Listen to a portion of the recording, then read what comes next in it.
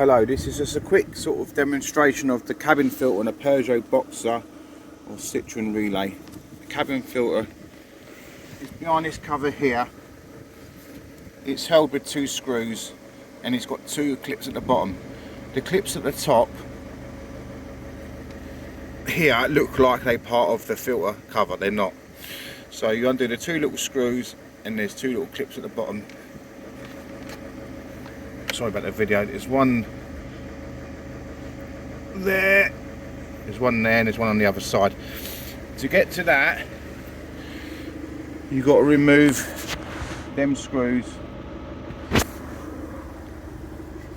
to remove this cover,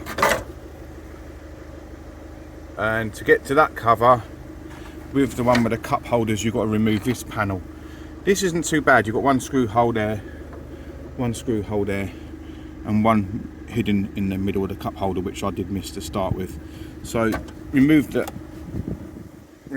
one first, then that one, then you can get to the cabin filter in there.